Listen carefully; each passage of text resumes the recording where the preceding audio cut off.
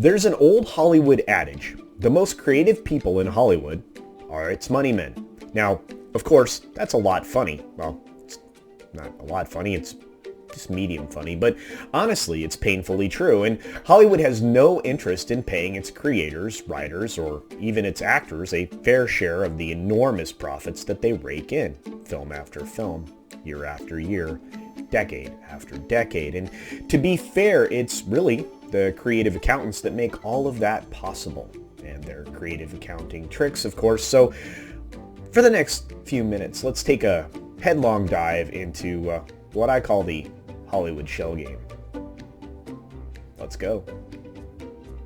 Ladies and gentlemen, hiss and foes, welcome to the Culture Casino!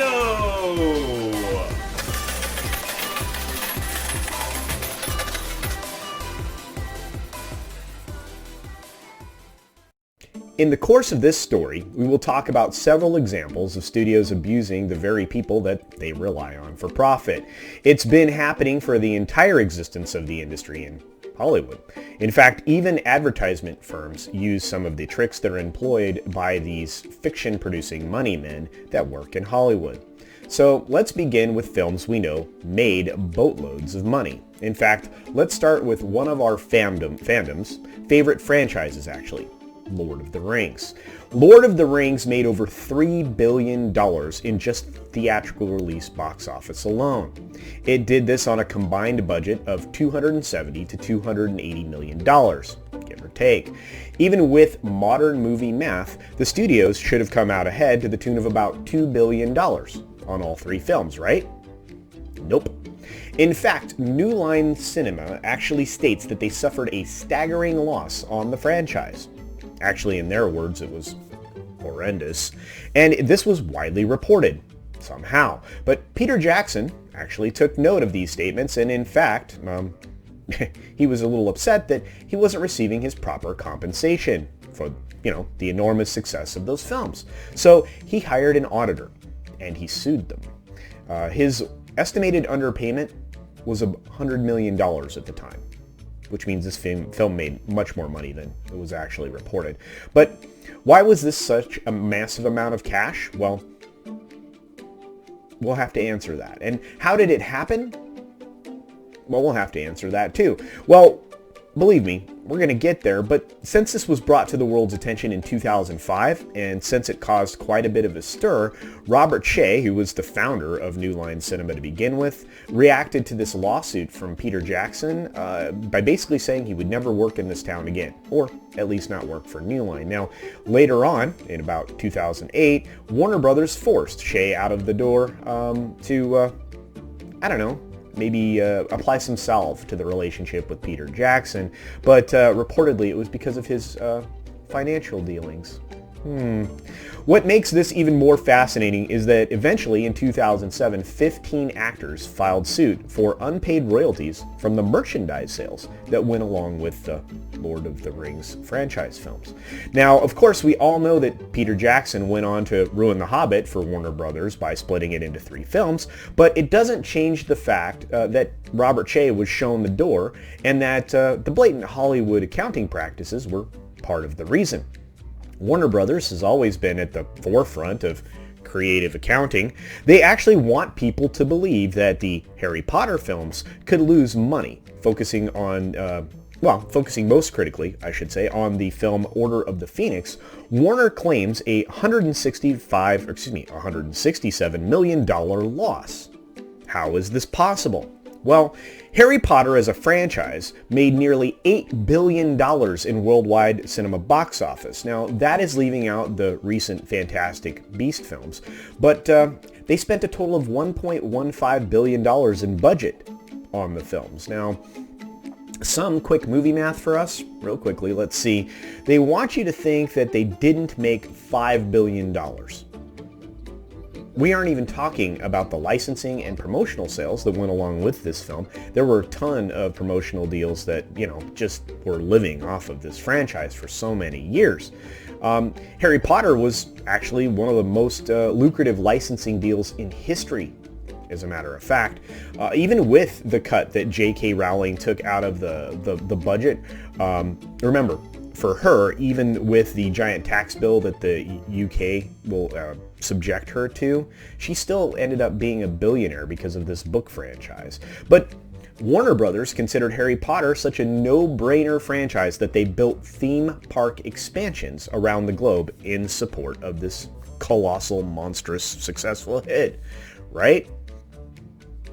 Now that we've looked over some of the examples of franchises that somehow struggled to break even in Hollywood's eyes, that is, let's see how Hollywood consistently and actually loses all of that money up to 75% of the time. Movie studios, or better described as media conglomerates, are gigantic companies. In fact, they're made up of several large companies in and of themselves. So the units of these companies actually handle the distribution of the film for another unit. In fact, sometimes a company is formed just to pay back favors or for just a specific film or a specific franchise. Oftentimes, a company is formed just to do promotion for a film. These companies are formed to pay the studio for its services, or vice versa. And what's great about this is no one knows what these services are actually worth, which means that they can actually charge different divisions whatever they want. If you're familiar with no-bid contracts in government, that's essentially what this is in the media world. Now, in the case of Lord of the Rings, Wingnut, production company, and Warner Brothers were able to move money back and forth in order to show a loss. In fact, Peter Jackson's audit, it brought this to public view in a very uncomfortable way for Warner Brothers and their financial practices and dealings. Now, if a studio owns a company that's handling a film's distribution, the distribution company can charge whatever it wants for the distribution cost. So if your film is set to make $700 million in the box office, at least that's what you're projecting, and believe me, they're really good at projections. That's why when they start to slide, they start to panic, but we'll move on from there. Let's say that you had a $700 million box office projection and that the budget was $125 million. Promotion for that film is handled by one arm of the company, which could charge, $50 million plus costs or even more.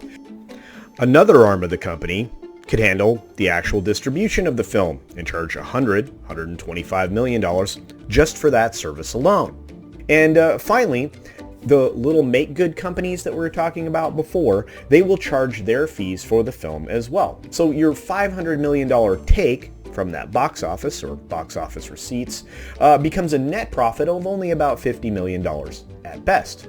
In fact, you may not profit at all. The best movies, they lose money. Now, let's not forget how studio executives actually make the bulk of their money.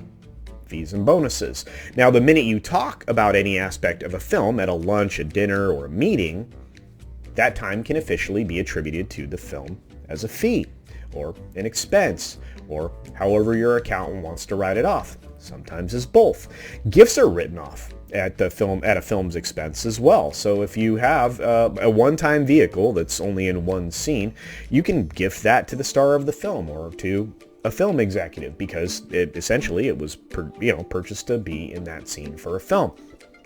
Now, this is all done in an effort to not pay royalties that are written into contracts and to avoid giant tax hits that the studio would have to take on successful films. I have often found that I end up in arguments, discussions, whatever, with friends about taxes and entertainment. If the entertainment industry was forced to pay its fair share, many things would be paid for, and we wouldn't be talking about taxing people. We'd be taxing entertainment and other large corporations that benefit from these, let's call them loopholes, or magic tricks, illusions. That's what we should call them, these illusions. Now, with the recent passing of the great David Prowse, it's important to note that even Lucasfilm is not past these types of shenanigans. In fact, David Prowse did not receive $1 in royalties from his performance in the Star Wars films.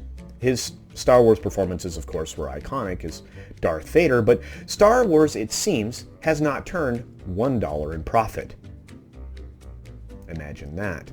The most important thing to note here is if you are even remotely creative and intend to do anything or any kind of business with Hollywood, do not be fooled into thinking that a share of net profits will be a financial boon for you. It is actually the Hollywood equivalent of a sucker bet. Do not take it. For a company that can do pretty much whatever it wants as far as profits, don't even try to take anything from the net. In fact, you should form a company that can take a piece of the fees from every financial exchange a studio does with another company. That way, you'll be lavishly wealthy. Anyway, only the most ridiculous examples of the studio shafting the little guy have actually been handled at some point, or at least made good. Let's use that term again. The Peter Jackson, Stan Lees, and Winston Grooms of the world are the only stories that are ever picked up by the trade papers. And that's because their names are powerful, because they produce such incredibly successful projects. Now, those and their lawsuits, they've exposed the egregious financial chicanery that goes on every day, and it will probably go on even longer in the increasingly tarnished world of Hollywood. Now, to be fair, Hollywood is a business like any other. Sports leagues and other large entities utilize the same practices, so Hollywood isn't alone in this. They just aren't as efficient at them. Well, at least not as efficient as Hollywood is, let's say. So let's do our best in the future to select our media consumption in ways that actually support the creators and the folks working on them. So those people are actually compensated for the quality entertainment that they provide to us each and every day. To that end, here on YouTube, please support independent creators as they are working very hard at producing quality content that informs and entertains you daily. The platform is not driving traffic to these hardworking people, despite the fact that they built the platform to begin with. As you know, I appreciate all the support that I've received over the last year. It's been incredibly valuable to me and terribly flattering, and I know that I could not be where I am without each and every one of you. And to that end, I need your help. I need your help to grow, to continue to grow.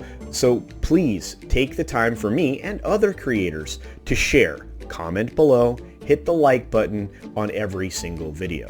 It really does make a difference. And in closing, I'll say the same thing that I say always, which is be sure to take care of yourself, take care of others, wash your hands, of course, because it's good hygiene. And until next time, bye. Thanks for visiting today. Be sure you're subscribed and hit that for alerts. Yay! Of course, like and share all of the videos that you can, as it helps with the algorithm. Have a great day.